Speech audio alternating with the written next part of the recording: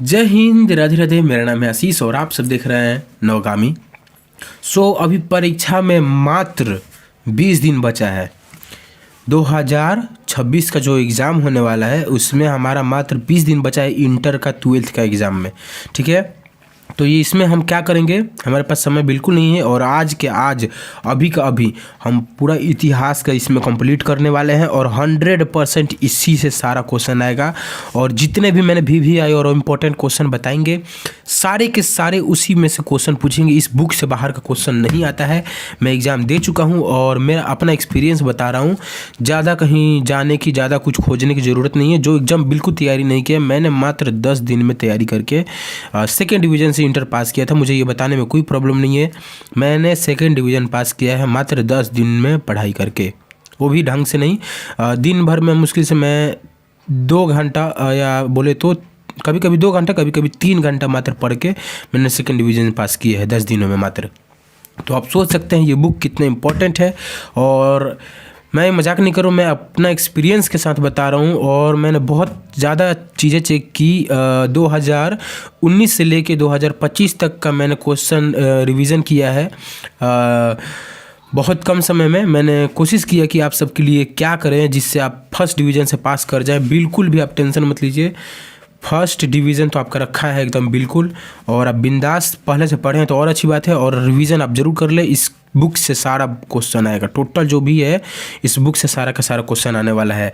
जैसे यहाँ पे देख सकते हैं, ये भी बहुत VVI क्वेश्चन है। टोटल इसमें जितने भी आएंगे, ये हड़प्पा सभ्यता वाला पुरातत्व, मौर्य काल, और यहाँ पे देख सकते हैं ये भी आएगा विदेशी यात्रियों वाला भी क्वेश्चन मैंने मेरे एग्जाम में पूछा था। फिर आएगा नूतन वाला, ये आएगा विजयनगर का बहुत ज़्यादा क्वेश्चन आता है, लॉन्ग में भी और शॉर्ट्स में भी। और ये अकबर वाला भी इसमें आता है, और अकबर औरंगजेब मुगल कालीन ये भी आता है बहुत ज़्यादा। फिर इसमें आता है बौद्ध धर्म का भी क्वेश्चन बहुत ज़्यादा पूछता है। इसमें विद्रोह के भी जितने सारे हैं वो भी 1857 के आंदोलन में जितने भी जो भी चीज़ हुआ है, ये भूमिका या फिर कुछ भी जो भी उल्लेख है वे सारे के सारे क्वेश्चन इसमें से भी पूछता है। फिर औपनिवेशिक शहर नगरीकरण, नियोजना तथा स्थापत्य, ये भी इसमें से भी क्वेश्चन आता है। लेकिन इसमें से उतना ज़्यादा नहीं आते हैं जो मैं जहाँ तक मैं अपना स्टडी किया हूँ थोड़ा बहुत। लेकिन हाँ, रिवीजन ये सब का सब आज कंप्लीट करने वाला है अभी तुरंत। वीडियो बहुत ही लंबा हो सकता है। इसमें ये एक और आता है बहुत ज़्यादा क्वेश्चन, भारतीय संविधान का निर्माण का, ये बहुत ज़्यादा क्वेश्चन आता है। इसको बहुत ज़्यादा ये आप ज़रूर इस सब पे ध्यान दीजिएगा। ये भी आता है कैबिनेट मिशन की योजना क्या थी, ये पिछले बार पूछा था, तो आप इसको भी ज़रूर ध्यान दीजिएगा। तो शुरू करते हैं यहाँ पे और देखते हैं क्या क्या होता है, कैसे कैसे क्वेश्चन आते हैं। स्टार्ट करते हैं। वैसे मेरा मार्कर कहाँ गया यार, इसको एक सेकेंड आप थोड़ा सा मेरे को थोड़ा समय दीजिएगा, क्योंकि अभी मैं कैसे कैसे बिछौना पे ही क्लास करवा रहा हूँ। तो मेरे माइक पता ना यार, ये इस पर स्टिकर सब सटा है। अरे यार कहाँ गया माइक, मेरा स्टैंड किधर गया, मिल गया। शुरू करते हैं वीडियो। एक सेकंड थोड़ा पानी पी लेते हैं।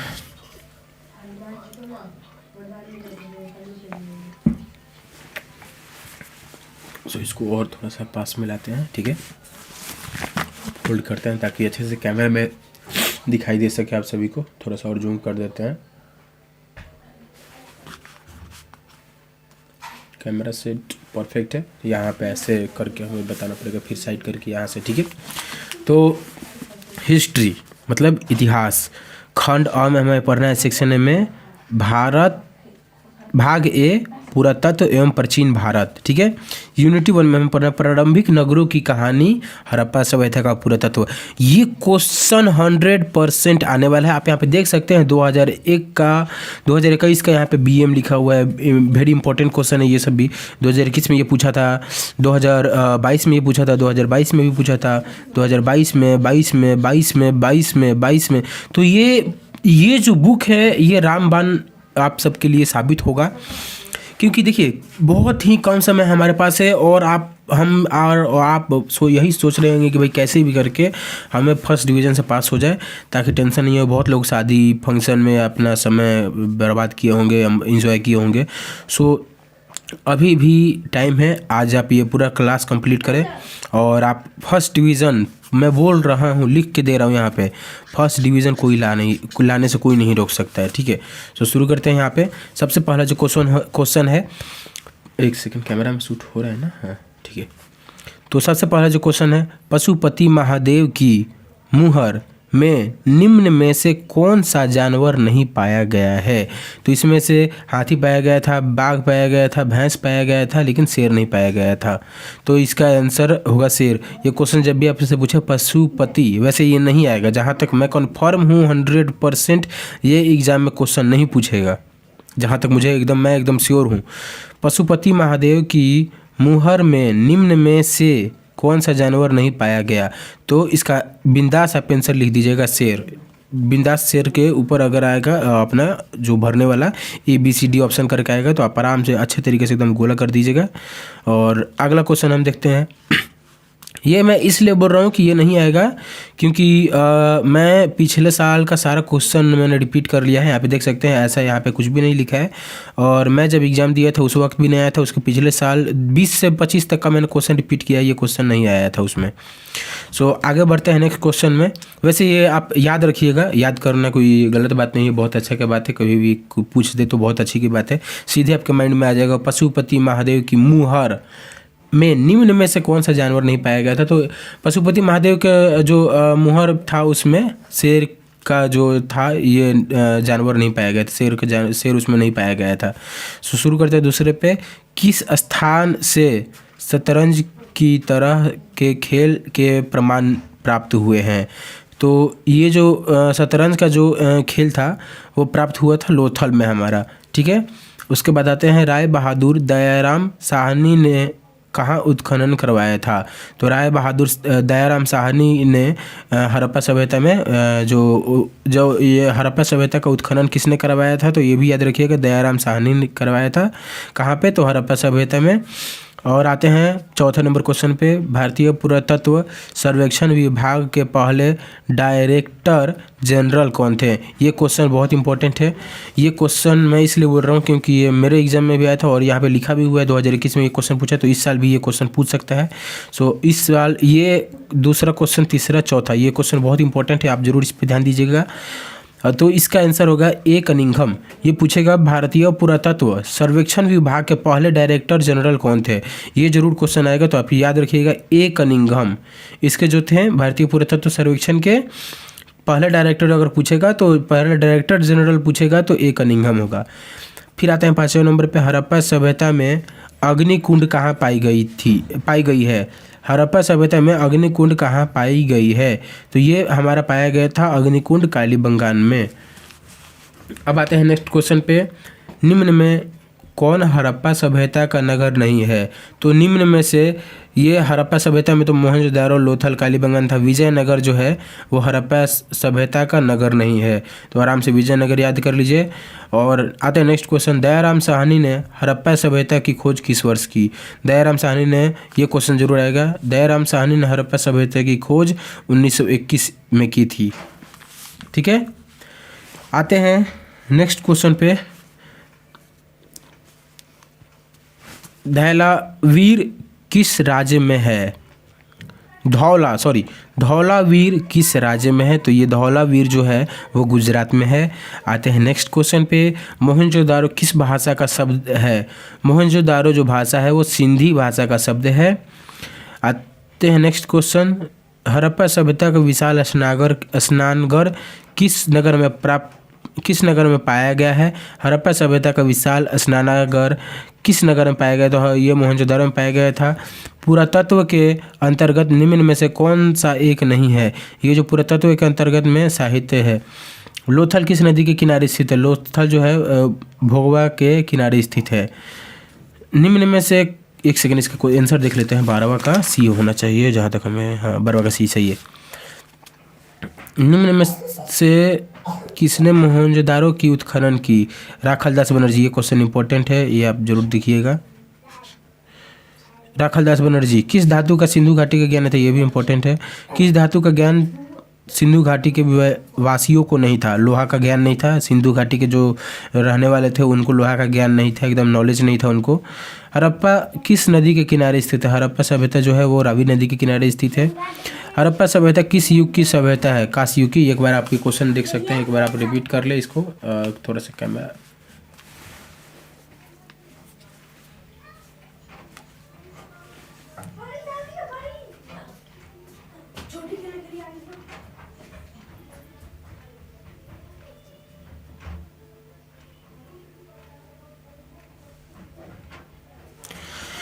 अब आते हैं नेक्स्ट क्वेश्चन पे। एक सेकेंड।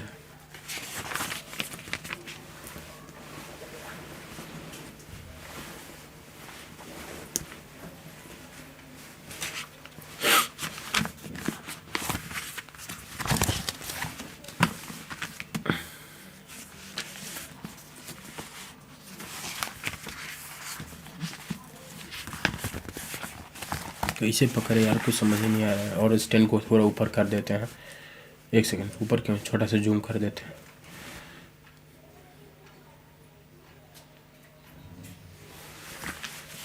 अरे यार इसमें तो कैप्चर ही नहीं हो पा रहा है। थोड़ा सा टेढ़ा नहीं।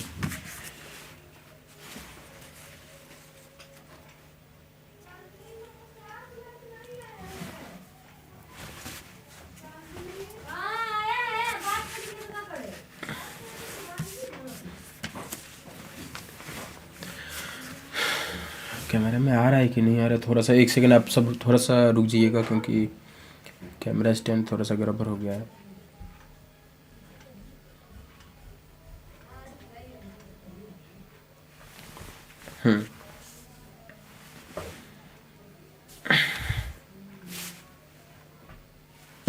ठीक है, तो मोहनजोदारो का शाब्दिक, एक सेकंड।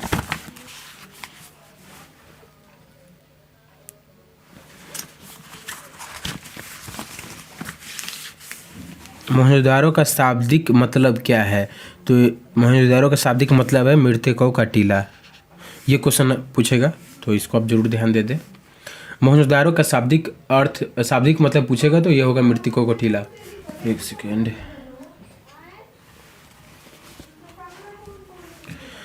हड़प्पा का उत्खनन किया था, ये क्वेश्चन जरूर आएगा। हड़प्पा के जो उत्खनन किए थे वो थे हमारे दयाराम साहनी। ठीक है। पाटलिपुत्र नगर की स्थापना किस नदी के संगम पर की गई थी? इसका आंसर जल्दी से आप सब बताइए। तो ये जो था पाटलिपुत्र का तो था वो गंगा सोन पनी पुनपुन। एक सेकेंड यार, गंगा सोन पुनपुन। आप सब एक जरूर देख ले क्वेश्चन को, एक बार यहाँ पे देख सकते हैं।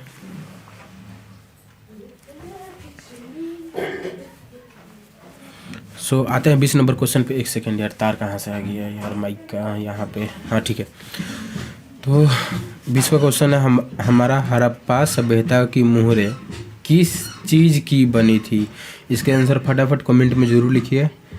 हड़प्पा सभ्यता की जो मुहरें थी वो थी, लोहा का नहीं था क्योंकि लोहा का तो ज्ञान नहीं था, तांबे का भी नहीं था, कांस का भी नहीं था, ये था शिलाखड़ी की। एक सेकेंड, 20 का डी, ठीक है, सी, हाँ 20 का डी सही है। सो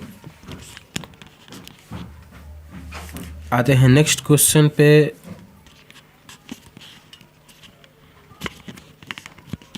सो 21 नंबर जो क्वेश्चन है, बनावली किस राज्य में स्थित है? तो इसका आंसर कौन सा होगा, जल्दी जल्दी बताइए। तो बनावली किस राज्य में स्थित है? बनावली जो है वो हरियाणा में स्थित है। आते हैं 22 नंबर क्वेश्चन पे। एक सेकेंड यार, लिखाई देवे के चाहिए, हाँ ठीक है, ठीक है। फिर आते हैं नेक्स्ट क्वेश्चन पे, 22 नंबर क्वेश्चन पे। हड़प्पा संस्कृति आधारित थी, किस पे थी? हड़प्पा संस्कृति जो आधारित थी वो था व्यापार पर। हड़प्पा सभ्यता जो मतलब जो जिसकी जो संस्कृति थी वो किस पे आधारित थी? तो हमारे व्यापार पर आधारित थी। हड़प्पा सभ्यता के लोग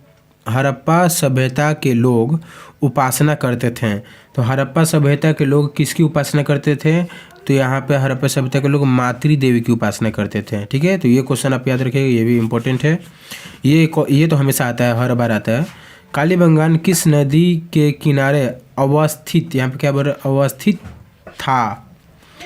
ये जरूर क्वेश्चन आप अपने माइंड में रख लीजिएगा कि कालीबंगान किस नदी के किनारे अवस्थित था। तो ये था हमारा सरस्वती घग्गार नदी ना, सरस्वती घग्गार नदी। ठीक है, आता है नेक्स्ट क्वेश्चन पे 25 नंबर पे। सिंधु सभ्यता में नर्तकी की मूर्ति कहाँ से मिली है? ये भी क्वेश्चन इंपॉर्टेंट है। सिंधु सभ्यता में नर्तकी की मूर्ति कहाँ मिली है? फटाफट से आंसर लिखिएगा इसका कमेंट में।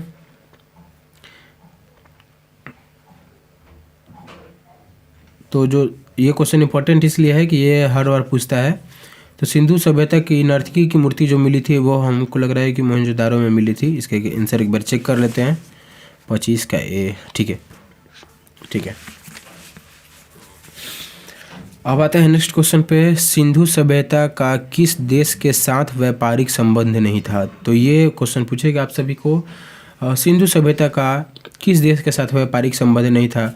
कमेंट में ज़रूर बताइए फटाफट से। तो इसमें मेसोपोटामिया, ईरानी, अफगानिस्तानी, इसमें जो था वो हमारा चीनी के साथ नहीं था। सिंधु सभ्यता किस देश के साथ व्यापारिक संबंध नहीं थे? तो सिंधु सभ्यता के जो संबंध नहीं थे वो चीन से था। सिंधु घाटी सभ्यता का कौन सा स्थान मृतकों का टीले के रूप में जाना जाता है? सिंधु सभ्यता का जो था वो हमारा था मृतकों का टीला मोहनजोदारो से जाना जाता है। ठीक है, एक बार आप देख सकते हैं, कमेंट मैं साइड कर लेता हूँ, आप नोट करते जा सकते हैं। अब इसको कैसे दिखाएं? हाँ, टेढ़ा करना पड़ेगा थोड़ा सा, कैमरा आप टेढ़ा कर सकते हैं क्योंकि थोड़ा बहुत दिक्कत हमको भी हो रहा है वीडियो बनाने में। कैसे बताएं, हमको समझ नहीं आ रहा है। हाँ, तो 28 नंबर जो क्वेश्चन है, सिंधु घाटी सभ्यता का कौन सा स्थान सिंह का बाग कहा जाता है? सिंधु घाटी जो सभ्यता है वो कौन सा स्थल सिंह का बाग कहा जाता है? तो इसका आंसर होगा ए, यानी मोहनजोदारो। सिंधु सभ्यता में समाज का स्वरूप था, सिंधु सभ्यता में वो समाज का कौन सा स्वरूप था? तो ये था मातृसत्तात्मक।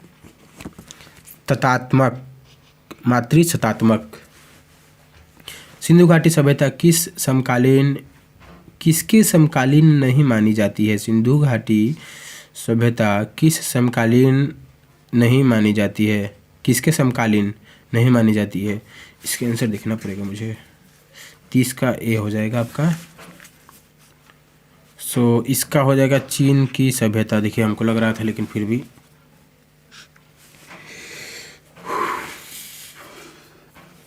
2012, 17, 20, 21।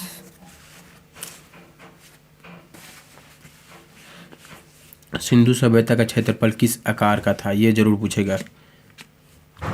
31वां का ये पूछेगा डी का, इसका होगा डी, त्रिभुजाकार। हाँ, ये हमेशा पूछता है। सिंधु सभ्यता का क्षेत्रफल किस आकार का था? ये हमेशा पूछेगा, ये आप जरूर याद रखिएगा। ये जो था त्रिभुजाकार का था। किस सिंधु स्थल में महिला और पुरुष को एक साथ दफनाया गया है? ये भी क्वेश्चन पूछा था पिछले बार, नहीं ये 2 साल पहले पूछा था ये। किस सिंधु स्थल में महिला, एक बार क्वेश्चन आप जरूर देख लीजिएगा, इसका आंसर बताइएगा जरूर। तो किस सिंधु स्थल में महिला और पुरुष को एक साथ दफनाया जाता है? तो इसको हमको लग रहा है कि सी होगा, एक बार चेक कर लेते हैं। 22 का सी, हाँ सही है, 32 का सी, सॉरी। सिंधु घाटी सभ्यता की जुड़वा राजधानी थी, सिंधु घाटी सभ्यता की जुड़वा राजधानी था वो था हमारा हड़प्पा मोहनजोदारो। 34 के देखते हैं। राखाल दास बनर्जी को मोहनजोदारो के अवशेष किस वर्ष मिले हैं? ये 2009 में भी पूछा था और 13 में ए में पूछा था। तो ये बहुत ज़्यादा इंपॉर्टेंट क्वेश्चन है। राखाल दास बनर्जी को मोहनजोदारो के अवशेष किस साल मिले थे? ये इंपॉर्टेंट क्वेश्चन यहाँ पे लिख भी दिया है, यहाँ पे देख सकते हैं बड़े बड़े शब्दों में यहाँ पे लिखा हुआ है, ये पूछा था क्वेश्चन। तो इसके कमेंट में ज़रूर बताया। फटाफट देखते हैं कि आप लोगों ने क्या क्या पढ़ने से पढ़ा है।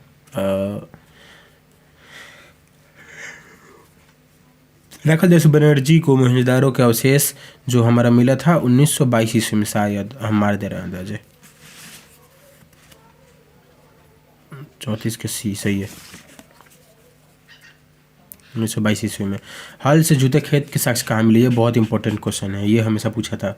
हल से जूते खेत, ये हमेशा पूछता है। तो हल से जूते खेत जब भी पूछेगा ना कि साक्ष्य कहाँ मिले हैं, तो आप आंख बंद करके कालीबंगान पे मार दीजिएगा। हड़प्पा सभ्यता का स्वरूप क्या है? ये भी पूछता है हर बार। तो हड़प्पा सभ्यता का जो स्वरूप है वो हमारा शहरी सभ्यता है। हड़प्पा सभ्यता का जो स्वरूप था वो शहरी सभ्यता था। हड़प्पा सभ्यता का सबसे बड़ा नगर कौन है? तो हड़प्पा सभ्यता का सबसे बड़ा जो नगर है वो हमारा है मोहनजोदारो। हड़प्पा सभ्यता का सबसे बड़ा नगर पूछेगा कौन है, तो ये मोहनजोदारो पे आंख बंद करके मार दीजिएगा। अब आते हैं नेक्स्ट क्वेश्चन पे। हड़प्पा सभ्यता की सबसे महत्वपूर्ण विशेषता थी। हड़प्पा सभ्यता का सबसे महत्वपूर्ण विशेषता था जो नगर योजना वो वास्तुकला का था। हड़प्पा सभ्यता की सबसे महत्वपूर्ण जो खासियत था, जो उसकी विशेषता जो थी वो नगर योजना वो वास्तुकला एकदम परफेक्ट था उसका। हड़प्पा सभ्यता का प्रशासन, हड़प्पा सभ्यता का प्रशासन था, हड़प्पा सभ्यता का प्रशासन था लोकतंत्र, हर नागरिक पालिका,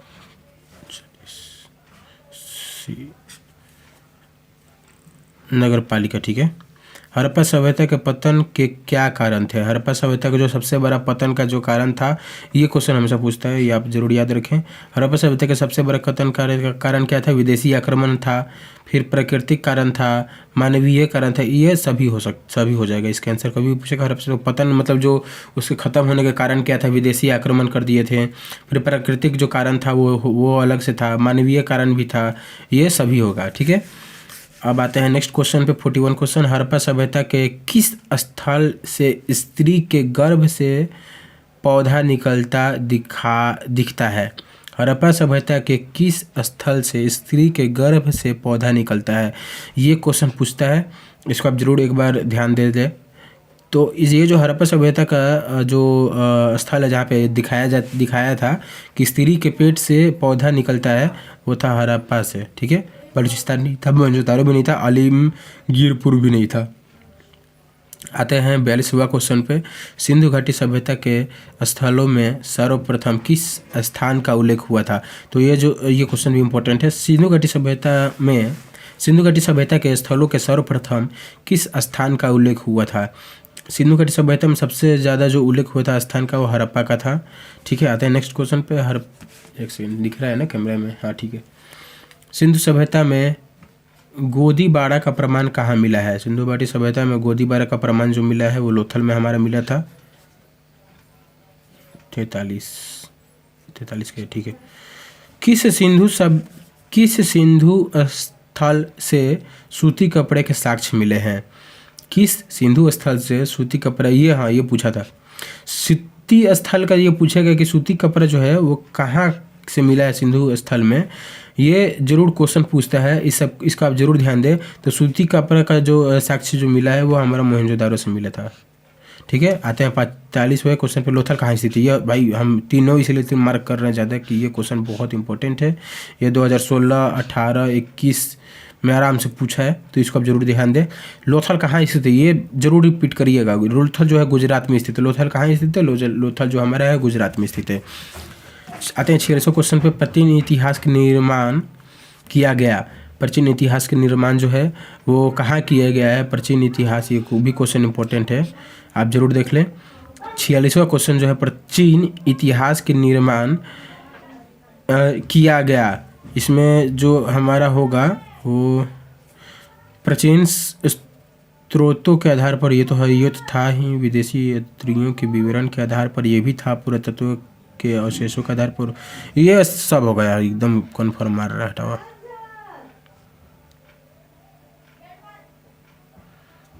सर्वप्रथम किस सभ्यता को देखने के मिली थी? 46 की कोर चेक करिए लेते हैं। 46 का डी, ठीक है। अच्छा, यहाँ पे 47 लिखा हुआ है, मिट गया है। गंदे पानी की निकासी की समुचित व्यवस्था सर्वप्रथम किस सभ्यता में देखने को मिली है? ये पूछता है। गंदे पानी की निकासी की समुचित व्यवस्था सर्वप्रथम सबसे पहले कहाँ देखने को मिली है? तो ये जो हमारा देखने को सबसे पहले जो मिला था, जो गंदा नाली के जो पानी था वो निकलने का जो रास्ता था, या फिर कुछ वहाँ पे जो भी बनाए गए थे नाले वाले, वो हमारा सिंधु घाटी सभ्यता में हमारा मिला था।